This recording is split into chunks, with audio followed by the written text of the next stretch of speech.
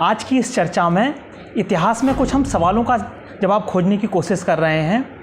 आज के समय में कई ऐसी घटनाएं होती हैं जब उनके कारणों की हम सही पड़ताल नहीं कर पाते, उनके कारणों को नहीं जान पाते, तो हम अक्सर उन घटनाओं के लिए इतिहास को दोष दे देते हैं और एक स्वीपिंग स्टेटमेंट दे देते हैं कि ऐसा इसलिए हुआ क्योंकि ये अतीत में होता आया है, या अतीत ही हमारा ऐसा है, या तो ये तो ऐसी चीज़ें तो सदियों से होती आई हैं।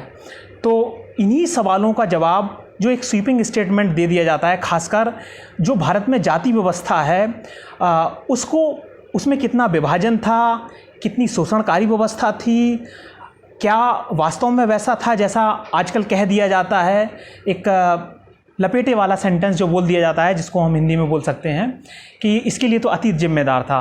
तो इन्हीं सब सवालों का जवाब आज हम इस चर्चा में तलाशेंगे और मेरे साथ चर्चा करने के लिए डॉक्टर विकास वर्मा जी हैं। डॉक्टर विकास वर्मा जी दिल्ली विश्वविद्यालय के रामजस कॉलेज में इतिहास पढ़ाते हैं। तो सबसे पहला मेरा सवाल यही आता है कि भारत में जो एक तरह से जो सामाजिक व्यवस्था थी, जो जातियों का विभाजन था, उसको अगर आप जो भारत का ज्ञात इतिहास है, हम शुरू करते हैं हड़प्पा या जो सिंधु सभ्यता के नाम से जाते हैं, उससे शुरू करते हैं। तो कैसा था ये विभाजन? चूँकि अभिलेख पढ़े नहीं जा सके हैं इसलिए हम ज़्यादा कुछ नहीं कह सकते, परंतु जो पुरातात्विक साक्ष्य हैं उसके आधार पर यह प्रतीत होता है कि वहाँ का समाज भी वर्गीकृत था, उसमें विभाजन था। लेकिन विभाजन किस प्रकार का था, क्या उसका आधार आर्थिक था या उसका आधार कोई वो सामाजिक या किस और क्या क्या पहलू थे उसके बारे में अभी तक हमें ज्ञात नहीं है। तो इसलिए उसके बारे में कुछ कहना, और वो एक लंबा समय था, जब हड़प्पा काल की बात करते हैं वो लंबा समय था। चाहे हम उसके शहरीकरण की बात कर लें या उसके उद्गम की बात करें, उससे लेके पतन तक का, वो उस लंबे काल तक उस समय कम से कम उस काल तक हम ये निश्चित तौर पे नहीं कह सकते कि हमारी व्यवस्था, सामाजिक व्यवस्था में भेदभाव का या अंतर का आधार क्या था। एक तरह से आप कह रहे हैं कि जो हड़प्पा सभ्यता थी उसमें वर्ग विभाजन तो था, लेकिन वो किस आधार पे था इसका कोई अनिश्चित है। अगर हम हड़प्पा के बाद की बात करें तो फिर वैदिक समय आता है। तो वैदिक समय में ऐसा कुछ विभाजन क्या देखने को मिलता है? कहाँ कुछ जो वर्णों के आधार पर जो विभाजन हुआ वो कब हुआ? क्या वैदिक काल की अगर हम बात करें तो उसमें क्या दिखता है? कि वैदिक काल को दो भागों में बांटा गया है परिवर्तन के आधार पर। उस समय सामाजिक, आर्थिक, धार्मिक परिवर्तन थे और वेदों में जिसकी व्याख्या है उसके आधार पे दो काल में बांटा गया है, पूर्व वैदिक और उत्तर वैदिक। पूर्व वैदिक ये ईसा पूर्व 1500 से लेके 1500 से लेके 1000 तक, और फिर 1000 से 600 तक जो बाद का काल है। पहले काल का जो मुख्य ग्रंथ है वो है ऋग्वेद, और उसके आधार पर हम उस काल की व्याख्या करते हैं। ऋग्वेद के 10वें मंडल में पहली बार शूद्र शब्द का वर्णन है, उसका उल्लेख है। अब ये 10वां मंडल जो है, 10वां अध्याय है, ये बाद के काल का है। इस काल में ये सबसे बाद में रचित हुआ है। तो इसीलिए ये माना जाता है कि पूर्व वैदिक काल के भी अंतिम फेज में जो उस समय, उस दौरान ये इस तरह की जो अवधारणा है समाज में ये प्रकट होती है या इसका प्रचलन होता है। जैसे शूद्र वर्ण की बात करें अगर हम, निम्न वर्ण की, तो वो बिल्कुल बाद में ऋग्वैदिक काल में लगभग वो आप कहें कि नहीं था, अधिकांश समय वो था नहीं। वहाँ पे पुरुष सूक्त है 10वें मंडल में, उससे ये आधारित है, जिसमें ये कहा गया है कि कैसे जो आदि पुरुष है उसकी उत्पत्ति कैसे हुई, और उसमें जो 4 वर्ण ब्रह्मा के मुख से और भुजा से और जांघ से और फिर जो पैर से अलग अलग जो उत्पत्ति हुई उसके बारे में उसमें चर्चा है, और शूद्र को की उत्पत्ति पाँव से वो बताई गई है। एक उदाहरण देखने को मिलता है वैदिक काल में, जिसमें एक व्यक्ति का एक तरह से कोट अनकोट है, वो कहता है कि मेरा पेशा ये है, मेरी माता ये करती हैं, मेरे पिताजी ये करते हैं। यानी वो जो वर्णों जो विभाजन था, अगर ऐसा भी था, अगर काम के आधार पर भी था, तो एक ही परिवार में, उस उदाहरण से ये लगता है कि एक ही परिवार में अलग अलग काम करने वाले भी पाए जाते थे। पूर्णतः मेरे ख्याल से ये कहना उचित नहीं होगा कि कार्य जो था या व्यवसाय था वो आधार था वर्ण अंतर का, क्योंकि आपने अभी जैसे कहा, बिल्कुल ये उदाहरण है जिसमें एक श्लोक के रचयिता, हिम के रचयिता कहते हैं कि मेरी माँ चक्की चलाती है, वो सीधा ग्राइंडर, और अपने पिता को वो कहते हैं कि वो चिकित्सक हैं, फिजिशियन हैं। तो इस प्रकार से ये तो बिल्कुल स्पष्ट है कि एक ही परिवार में अलग अलग व्यवसाय के लोग रहते थे।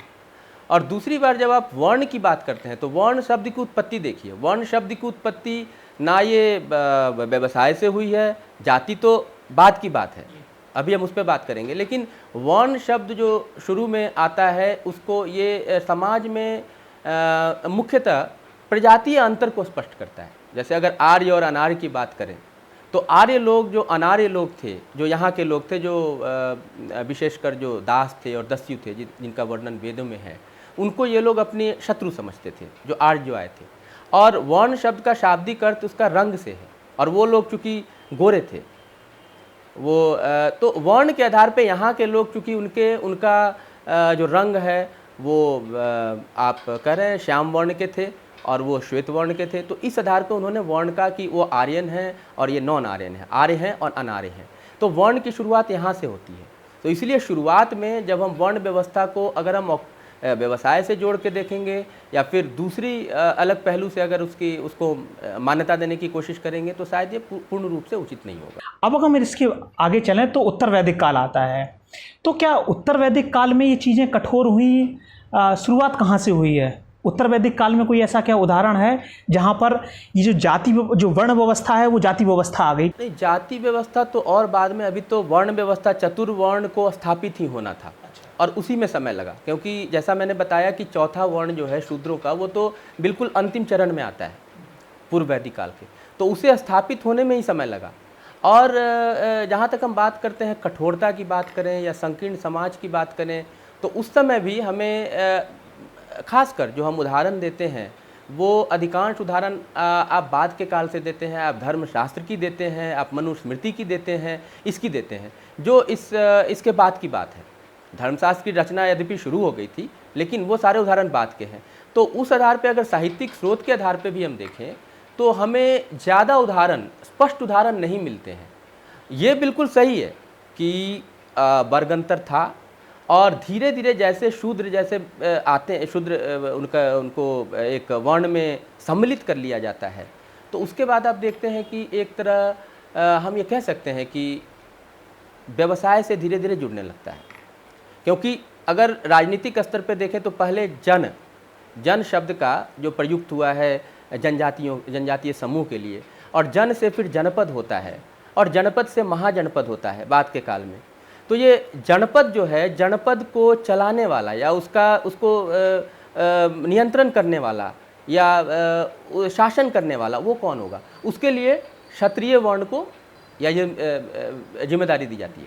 तो इसलिए हम देखते हैं कि उसके बाद से धीरे धीरे कौन सा वर्ग किस व्यवसाय में या किस कार्य में उसका योगदान होगा, उसके उदाहरण, इसका वर्णन, इसका उल्लेख हमें मिल गया। अच्छा, जैसे आपने कहा जनपद और महाजनपदों की आप बात कर रहे हैं, तो जो 16 महाजनपदों की बात होती है तो उसमें क्या किसी एक खास जाति, किसी खास वर्ण का आधिपत्य था या सब मिक्स थे?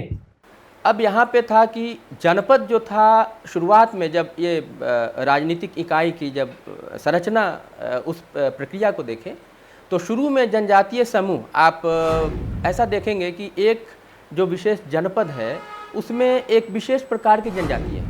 जनजातीय समूहों ने अलग अलग प्रकार के, मतलब जिसकी जहाँ प्रमुखता थी या जहाँ उसके आधार पे, क्योंकि जनपद शब्द ही बना है जन और पद से। जन का अर्थ है लोग, अगर जनजातीय समूह को हम उससे आगे की बात करें, और पद का मतलब यहाँ तो फीट पैर होता है, लेकिन यहाँ पे मतलब अर्थ है इसका कि जो लोग वहाँ रहते हैं, जो समूह वहाँ पे निवास करते हैं। यहाँ पर भी हमें ऐसे उदाहरण मिले हैं जहाँ पे क्षत्रिय जनपद का मुखिया नहीं है। उदाहरण के तौर पे ये बताना चाहता हूँ कि जैसे मत्स्य जो महाजनपद था, जो आज के राजस्थान, वो जयपुर और जिसकी राजधानी विराटनगर जो आधुनिक वैरात है, और अलवर के पास का क्षेत्र, मत्स्य लोग अपनी उत्पत्ति जो है, वहाँ के जो मत्स्य के जो प्रशासक थे, जो मतलब मुखिया थे उस टाइप के, वो अपनी उत्पत्ति फिशिंग कम्युनिटी, मछुआरे वर्ग से जोड़ते हैं। मतलब यहाँ भी क्षत्रिय नहीं है, क्षत्रिय नहीं है, मछुआरे नहीं है। एक और उदाहरण दूंगा मैं महाजनपद से, सुरसेन।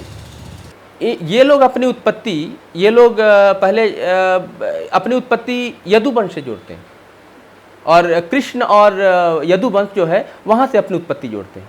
जो कि बिल्कुल वो आप देखेंगे कि दूसरे जो आपकी जो अवधारणा है उसके बिल्कुल उससे अलग है। यानी यहाँ भी विविधता पाई जाती थी, मतलब निश्चित नहीं था कि सिर्फ क्षत्रिय ही शासक होंगे। अच्छा, अगर हम यहाँ पर अब एक सशक्त साम्राज्यों की बात करें तो नंद वंश सबसे पहले उल्लेखनीय आता है। और तो क्या नंदों के बारे में क्या है, वो कौन थे, इसके बारे में कोई स्पष्ट धारणा है कि वो निश्चित रूप से ब्राह्मण थे, क्षत्रिय थे या कुछ और थे, क्या है उसके बारे में? अभी तक ये विवादास्पद है। प्राचीन ऐसे इसीलिए इतिहास के बहुत सारे ऐसे पहलू हैं जिस पर हमें चर्चा की, शोध की आवश्यकता है भविष्य में। और बहुत सारे तथ्यों के आधार पर यह भी कहा जाता है कि नंद जो थे वो शूद्र थे, मतलब वो क्षत्रिय नहीं थे, ना ब्राह्मण भी नहीं थे, तो इसलिए इस पर शोध की आवश्यकता है। अच्छा, जैसे एक महापद्मानंद था, वो उसके लिए क्या बोला जाता है कि वो क्षत्रियों का नाशक, डिस्ट्रॉयर ऑफ क्षत्रियाज। जी बिल्कुल, उसे डिस्ट्रॉयर ऑफ स्लेयर ऑफ क्षत्रिय बोला जाता है। यानी मतलब वो क्षत्रिय तो नहीं थे, इससे क्षत्रिय होता है। बिल्कुल बिल्कुल, ये आपने बिल्कुल सही कहा। इसलिए मैंने कहा कि ये विवादास्पद है। अच्छा। बहुत से लोग उनको क्षत्रिय कहते हैं, बहुत से लोग ब्राह्मण कहते हैं, लेकिन कुछ तथ्य हैं जो कि ये भी कहते हैं कि नहीं, वो अन्य वर्ण के थे, जिसमें शूद्र का भी उल्लेख है। अच्छा, नंद वंश का अगर हम समाप्ति और फिर उसके बाद मौर्यों की एक तरह से जो साम्राज्य की स्थापना है उसमें देखें तो ये कहा जाता है कि चाणक्य नाम के एक ब्राह्मण ने उनको गद्दी से हटाने के लिए चंद्रगुप्त मौर्य को एक तरह से ट्रेन किया, शिक्षा दी और फिर उस साम्राज्य को, नंद वंश को उखाड़ फेंका। अब मौर्यों की स्थापना होती है चंद्रगुप्त मौर्य से।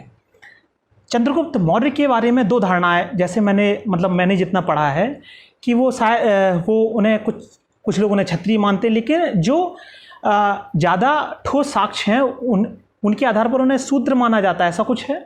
जी, पुराण के आधार पे उन्हें शूद्र वर्ण में रखा जाता है। उनकी उत्पत्ति शूद्र वर्ण, वो जो मोर पालने वाले थे और उस वंश के थे, उस परिवार कुल के थे, और इसीलिए इनका जो वंश है उसका भी नाम मौर्य पड़ा, मयूर से। आपने अभी एक बात बताई बड़ी रोचक है कि एक चाणक्य ने भी, जो विष्णुगुप्त चाणक्य या कौटिल्य कह लें, और उसने किसको चुना? वो खुद ब्राह्मण है, लेकिन वो चुनता किसको है? नंद को हराने के लिए। वो क्षत्रिय को भी चुन सकता था, लेकिन वो देखता है कि नेतृत्व का गुण किस में है, चाहे वो गुण शूद्र में ही क्यों ना हो, चाहे वो गुण चंद्रगुप्त मौर्य में ही क्यों ना, लेकिन उसे चुनता है। तो इसलिए ये भी बात यहाँ साबित होती है कि यहाँ गुण के आधार पे या उसके कर्म के आधार पे, ये बाद में हम कर्म और धर्म इसकी व्याख्या की जाती है दूसरे तथ्यों के आधार पे या दूसरे रूप में, दूसरे परिप्रेक्ष्य में, लेकिन यहाँ से हम देखते हैं कि यहाँ भी ऐसी कोई कठोर नियम नहीं था। ये भी साबित करता है, ये भी दर्शाता है। मतलब यहाँ ये उदाहरण ऐसा है जो सीधे सीधे इस एक जो आधुनिक सोच है उसको सीधे सीधे अपोजिट है कि एक ब्राह्मण ने एक शूद्र को चुना सत्ता बिठाने के लिए। हमें यहाँ पर अगर मौर्य काल में ही मेगास्थनीज का उदाहरण है, जो कि चंद्रगुप्त मौर्य के दरबार में था, तो उसने जो भारतीय समाज का जो एक तरह से वर्णन किया है, उसमें जो विभाजन किया है, कैटेगराइजेशन किया है, उसमें भी क्या इतनी कठोरता से समाज का विभाजन दिखता है, या बहुत विभाजन था लेकिन लचीला था? मेगास्थनी 7 भाग में बांटता है मौर्य साम्राज्य को, जैसे दार्शनिक और किसान और फिर चरवाहे जो गड़ेड़िए ये होता है, ऐसे आगे वो 7। अब यहाँ पे आप देखें तो एक प्रकार से ये व्यवसाय जो कार्य करने की क्षमता, या उसमें कहें जिस कार्य में जो निपुण है या जिस वर्ग के लोग हैं उस अमुक कार्य को करते हैं, उसके आधार पर उसने विभाजन किया। अतः यहाँ पे फिर वर्ण व्यवस्था या उस तरह की चीज़ें देखने को नहीं मिलती हैं। मेगास्थनीज एक और बात कहता है कि दास प्रथा भारत में नहीं थी, और जो भारतीय इतिहासकार हैं, अब दास प्रथा नहीं थी लेकिन उसका देखने का जो नज़रिया था, लोग कहते हैं कि वो शायद वहाँ से आया था, ग्रीक और रोमन कल्चर का जो उसका प्रभाव था, यूनानी, उसको देख के शायद उसने कहा कि उनके देखने का नज़रिया भी वहाँ उसके नज़र में देखा, तो हम कह सकते हैं कि चलिए उनका नज़रिया दूसरा था। लेकिन कहीं ना कहीं संपूर्ण तौर से लें, हो सकता है उनका विभाजन 7 भाग में विभाजित नहीं थे, परंतु जो मोटे मोटे तौर पे आप देखेंगे कि उनका जो एक जो समाज, जो वर्णन है समाज का, वहाँ पे एक कठोरता, लचीलापन देखने को मिलता है। वहाँ तो हम कह सकते हैं इस आधार पे, भले ही वो बिल्कुल वो ना हो। ये कहा जाता है कि हमारे यहाँ जो दास प्रथा थी वो पश्चिम की दास प्रथा से कहीं ज़्यादा भयंकर थी, उससे भी कई गुना शोषणकारी थी। तो देखिए यहाँ पे जो एक मेगास्थनीज आ रहा है, वो यहाँ की दास प्रथा को एक तरह से दासों को पहचानने में उसे दिक्कत हो रही है। मेरे ख्याल से वही तुलना करना तो बिल्कुल उचित नहीं है, बिल्कुल अलग था, अंतर था। और वहाँ हम उत्पादन प्रणाली के रूप में देखते हैं जो पश्चिमी सभ्यता है, और वहाँ दास की हालत बहुत ही मतलब दुर्दशा थी उनकी, बहुत ही दयनीय थी उनकी स्थिति। हमारे यहाँ दास जो थे वो घरेलू दास थे, वो डोमेस्टिक जो लेवल पे है वो लगाया जाता था, इसलिए उनकी प्रताड़ना वैसी थी नहीं। वहाँ तो खेतों में लगाया जाता था, उन्हें फार्म में काम करते थे। तो इसीलिए, और आपने बिल्कुल सही कहा कि उसके लिए भी जैसे संपत्ति का अधिकार, जैसे अगर ऐसे बहुत सारे उदाहरण हैं कि जो स्वामी है वो दास के साथ उसका विवाह होता है और उससे फिर ऐसे ऐसे बहुत सारे उदाहरण हैं। इससे पहले के काल में वो उदाहरण है। तो मेरे कहने का ये तात्पर्य है कि जो ये व्यवस्था थी उसमें उनको भी अधिकार था। भले वो अधिकार, आप ये ना कहें कि इनका अधिकार बिल्कुल वैसा था, लेकिन उनको बिल्कुल नगण्य नहीं माना जाता था, बिल्कुल समाज का अंग ही माना जाता था। दो चीज़ें हैं, उनको आप अनटचेबल है उससे तुलना मत करिए, अस्पृश्य। और अक्सर हम यही कहते हैं कि सारे को शुरुआत में जो आपने कहा कि स्वीपिंग स्टेटमेंट देते हैं, वहाँ ये समस्या आती है। गुप्त काल में फाहियान आता है। फाहियान क्या करता है कि जो आते थे अनटचेबल जो थे, वो अस्पृश्य लोग थे, वो बाहर से जब शहर में घुसते थे तो लकड़ी का वो बजाते थे वो, ताकि वो लोग सामने से हट जाएं, क्योंकि उनका स्पर्श भी बुरा माना जाता था, उसको भी अच्छा नहीं समझा जाता था। लेकिन वो अनटचेबल थे, वो अस्पृश्य थे, वो चांडाल थे, ये जो कि शहर के बाहर रहते थे, उनको दिया गया था स्थान। बट उनसे आप दूसरों की तुलना ना करें, सारे वर्णों की। अब अगर हम मौर्यों की एक तरह से साम्राज्य के अंत की बात करें तो अंतिम मौर्य साम्राज्य बृहद्रथ, जो अंतिम शासक मौर्य साम्राज्य का, उसने उसकी हत्या एक ब्राह्मण सेनापति ने की थी। तो यहाँ से क्या निकल के आता है, मतलब इस घटना से क्या निकल के आता है? किसी की हत्या करना लेकिन शासन पे अधिकार करना, दोनों अलग बातें हैं। मतलब इसका अर्थ है कि लोगों को ये मान्य था कि कोई ब्राह्मण भी आपके सामने अगर शासक बन के आता है, मतलब वहाँ पे वो संकीर्णता नहीं थी कि केवल क्षत्रिय वंश के लोग ही हम पे शासन करेंगे या वही राजा बनेंगे, और ऐसी बात नहीं। और ब्राह्मण सेना में था, यानी यहाँ भी जो कर्म सिद्धांत, कर्म वाला है, वो भी रिजिड नहीं था, वो भी बहुत कठोर नहीं था कि ब्राह्मण सिर्फ आपका पूजा पाठ करेंगे या पुरोहित वर्ग की भूमिका होगी, वो भी हो सकते थे। मौर्यों के बाद शुंग वंश का शासन आया, उसके बाद फिर भारत में एक तरह से बहुत बड़े किसी वंश का शासन नहीं आया, ऊपर नीचे चीज़ें, मतलब छोटे छोटे वंश के शासन आते रहे। तो इनमें क्या जाति व्यवस्था, क्या कुछ कठोर होने के, लचीले होने के कुछ उदाहरण मिलते हैं, या भारत में चूंकि उस वक्त अव्यवस्था रही इसलिए कोई उदाहरण नहीं मिलते हैं? मतलब मुख्य तौर पे आप देखें तो इस काल में वो संकीर्णता तो थी नहीं, कठोरता तो थी नहीं, क्योंकि मौर्य काल के पतन के बाद उत्तर पश्चिमी सीमा से उधर से सारे जनजातीय समूह का आगमन होता है, चाहे वो हिंदू यूनानी हो, शक हो, कुषाण बाद में आते हैं, लेकिन और जो पहलव हों। अब यहाँ पे सबसे बड़ा सवाल था इनको कि इनको यहाँ पे मान्यता या स्वीकृति कैसे लोगों से मिले। तो ये तो ना क्षत्रिय थे ना ब्राह्मण थे, तो वर्ण व्यवस्था के थे ही नहीं, ये तो उसके पात्र ही नहीं थे या उसका हिस्सा ही नहीं थे। तो इन्होंने, लेकिन इनको आप देखेंगे कि इनको भी, चूँकि ये वॉरियर थे, योद्धा थे, तो इनको बाद में लेजिटिमाइज करने के लिए चीज़ों को, इनको भी क्षत्रिय उसकी संज्ञा दी जाती है, उसमें वो दिया जाता है, जो कि बाहर के थे, तत्व थे। बहुत बाद में चल के आप देखेंगे कि जो राजपूतों का उदय है या हूण जो आते हैं बाद में, गुप्त काल, जिसको गुप्त के पतन के लिए उसके लिए उत्तरदायी माना जाता है, हूण, ये जो मध्य एशिया से आते हैं, इन सब को कैसे भारतीय उसमें सम्मिलित किया जाता है। राजपूतों के बारे में जो सिद्धांत है, अनेक अग्निकुल और ये सब सिद्धांत है, वहाँ आप देखेंगे तो ये बड़ी रोचक है कि बाहर से जो तत्व आते हैं उसको भी भारतीय व्यवस्था में सम्मिलित करने के लिए, यहाँ अगर वो कठोरता होती, अगर हम में वो एक्सेप्टेंस नहीं होता, तो फिर हम उनको सम्मिलित ही नहीं कर पाते। अब इन अगर छोटे छोटे साम्राज्यों की बात को अगर हम आगे ले जाएं, तो फिर अब जैसे मौर्यों के बाद सबसे महत्वपूर्ण अब गुप्तों का शासन आता है। तो गुप्त, पहले तो यही सवाल होगा कि गुप्त कौन थे, और इसके बाद गुप्तों में जो शासन प्रक्रिया थी, क्या वो जाति व्यवस्था को लेकर फिर कोई यहाँ पर कठोरता आती है या फिर लचीलापन बरकरार रहता है?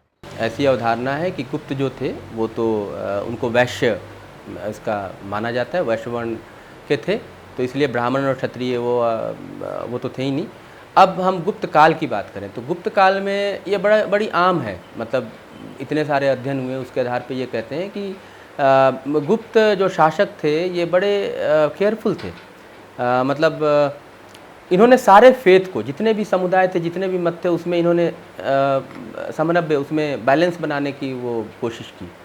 ये इस मामले में, ये गुप्त काल को इस मामले के लिए ये विशिष्टता थी उनकी। इन्होंने अलग अलग जो फेथ हैं, अलग अलग समुदाय हैं, उन लोगों में एक तालमेल स्थापित करने की कोशिश की। तो इसलिए यहाँ पे भी रिजिडिटी की बात तो नहीं आती है, संकीर्णता की, कठोरता की बात नहीं आती है।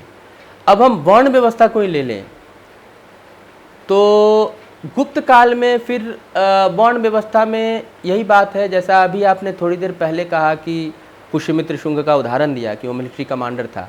गुप्त काल में ऐसे बहुत सारे उदाहरण मिलेंगे आपको, और कि जो मतलब एक वर्ण का आदमी, मतलब उसको आप व्यवसाय से नहीं जोड़ सकते।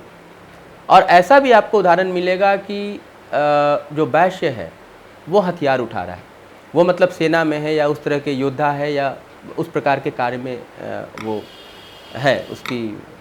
अच्छा, यहाँ पर हम थोड़ा रामायण और महाभारत या रामचरितमानस की चर्चा भी कर लेते हैं। इनका भी कभी कभी कुछ उदाहरण दिए जाते हैं कि कुछ चौपाइयों के, कि यहाँ से देखिए, ये देखिए जातियों का विभाजन कितना कठोर था, और यहाँ पर तो इनको शूद्रों को या निम्न वर्ग को इस तरह के शोषण का अधिकारी बताया गया है। तो इसको आप कैसे देखते हैं? रामायण की जो उसका संकलन है वो तो गुप्त काल में ही, रामायण महाभारत भले ही उसमें अतीत की घटनाएं हों, उस काल में हुआ। तो इसको हम उस काल के भी स्थिति को देख सकते हैं, क्योंकि सारी जो उसमें आप देखें अलग अलग भाग हैं, अलग, जैसे महाभारत में ही देखिए पहले जय संहिता, फिर विजय संहिता, फिर महाभारत कैसे बना, उसमें जुड़ती गई चीज़ें। तो इसलिए उसमें अनेक काल की बातें हैं, विभिन्न कालों की बातें हैं। तो उस काल की बात करें, अब रामायण में जैसे दिखाया गया, वो सबरी के संदर्भ में हो, राम का सबरी से संबंध या जूठे बेर खाना, उनके साथ मिलना। आप जूठे बेर को भी अगर मान लें, आप कहें कि वो एक्सजरेशन है, लेकिन मिलना, फिर वो तो दूसरा केवट या निषाद राज से मिलना, उनको गले लगाना। तो इस तरह के जो इस तरह के एपिसोड उसमें आते हैं, इस तरह के उल्लेख आते हैं, तो वो दर्शाते हैं कि उस तरह की कठोर या फिर संकीर्णता तो थी नहीं, जिस तरह से प्रस्तुत किया गया। उसी प्रकार आप दूसरे जो ग्रंथ की बात कर रहे हैं उसकी, तुलसीदास की, तुलसीदास तो खैर ये तो आधुनिक काल की बात है, अकबर के समय 15वीं-16वीं सदी की बात तुलसीदास की, जिसमें वो चौपाई बड़ी प्रचलित रूप से उसको कोट किया जाता है, ढोल गवार पशुनारी और तारन के सकल अधिकारी, ये वाला। अब इसमें जो एक तो सबसे बड़ी बात है कि इसके अर्थ को लेकर ही विवाद है। तो हम लोगों ने हड़प्पा सभ्यता से लेकर एक तरह से प्राचीन भारत का इतिहास लगभग 7वीं-8वीं शताब्दी तक हम लोगों ने यहाँ चर्चा कर ली है। हमें कहीं भी ऐसा उदाहरण नहीं देखने को मिलता है जहाँ पर उस स्वीपिंग स्टेटमेंट की एक तरह से पुष्टि होती हो। तो अब हम क्या ये एक सवाल और आगे खड़ा कर सकते हैं कि जब इस काल में, प्राचीन भारत में जो एक तरह से एंशियंट इंडिया है, वहाँ पर ये काल ख़त्म हो रहा है, और इसके बाद फिर पूर्व मध्यकालीन और मध्यकालीन काल शुरू होता है। एक तरह से जो पश्चिम एशिया से जो आक्रमणकारी आए, तो क्या उन्होंने एक तरह से भारत में जो सामाजिक संरचना थी, जो विभाजन था, जो जातियों के बीच जो हल्का फुल्का विभाजन था, इसमें दरार डाली, और जो फूट डालो और राज करो की नीति अंग्रेज़ों से बहुत पहले उन लोगों ने अपनाई, और फिर इस भारत में उन्होंने बड़े कम संख्या में होते हुए भी यहाँ पर विभाजन करते गए। वो कुछ लोगों को अपने में मिलाया, कुछ लोगों को हराया, और फिर वो शासन करते गए। तो क्या ये फूट डालो और राज करो की नीति उन्होंने सबसे पहले इसका एक्सपेरिमेंट किया? इसको मैं बहुत संक्षिप्त रूप से कहना चाहूँगा। जैसा थोड़ी देर पहले मैंने बताया कि अर्ली मेडिवल इंडिया या प्रारंभिक मध्यकालीन भारत, उसी को अभी तक जो इतिहासकार हैं उन्होंने जो शोध किया, उन्होंने कहा कि जातियों की उत्पत्ति उस काल में सबसे ज़्यादा हुई। जो आज की जातियों को आप अगर ट्रेस करें उसकी जड़ों को, तो आपको वहाँ से मिलेंगी। वर्ण को नहीं, मैं जाति की बात कर रहा हूँ, क्योंकि आज तो सब चीज़ जाति के आधार पर आप बात करें ना। वो तो आप पहुँच गए 2020 तक, आप इस सदी तक पहुँच गए, आप जाति के आधार पर बात कर रहे हैं। तो जातियों का मुख्यतः जो कास्ट, आप जिसको अंग्रेजी में कहते हैं प्रोलिफरेशन ऑफ कास्ट, इसको संज्ञा देते हैं प्रोलिफरेशन की। ये कब होता है? अर्ली मेडिवल इंडिया में। जो मैंने कहा, कायस्थ, राजपूत, कुनबीस, पटेल, इसकी बात की, सारे ये सब अर्ली मेडिवल इंडिया। तो एंशियंट के बाद आ गए, प्राचीन काल के बाद। अब उसके बाद कौन आता है? उस काल में कौन आता है? उसी काल में बाहर से लोग आते हैं, 750 से 1200, मतलब बैटल ऑफ तरेन, और फिर 712, और उसकी मैं बात नहीं कर रहा, वो आज की चर्चा से परे है, परंतु मैं ये कह रहा हूँ अब उन लोगों ने उस व्यवस्था को कैसे आगे बढ़ाया और उसी का परिणाम है बात। इसीलिए हमारे प्राचीन ग्रंथ, मुझे नहीं लगता कि प्राचीन ग्रंथ में जिस प्रकार से वर्णन है या जो उल्लेख है उसको जिस रूप में हम देखते हैं वो उचित है। उसको दूसरे स्तर पे देखना चाहिए कि उन चीज़ों को दूसरे पैमाने पे या दूसरे स्तर पे लेकर कौन गया, किस काल में गया। तो ये बिल्कुल ये एक तरह से कौन लेके गया और किसने उस व्यवस्था को हवा दी, उसको मजबूत बनाया, ये इतिहास क्या था। हाँ, ये इतिहास का एक अनुत्तरित प्रश्न है और इसको मतलब बाद में हम उम्मीद कर सकते हैं कि कोई शोध होगा इस पे और सच्चाई सामने आएगी। इसलिए ये कहना बिल्कुल उचित नहीं है कि प्राचीन काल से हम ऐसा स्वीपिंग स्टेटमेंट देना कतई उचित नहीं है। तो हम इस चर्चा को यहीं विराम देते हैं। उम्मीद करते हैं कि आगे से जब कोई ऐसा स्वीपिंग स्टेटमेंट देगा तो इस चर्चा को सुनने के बाद आप उससे एक सवाल करेंगे कि अगर इतिहास का आप उदाहरण दे रहे हैं तो आप बताइए कि इतिहास के किस काल में ऐसा हुआ है। आपको ये चर्चा कैसी लगी हमें बताइएगा, क्योंकि आपका फीडबैक हमारे लिए बहुत महत्वपूर्ण रहेगा।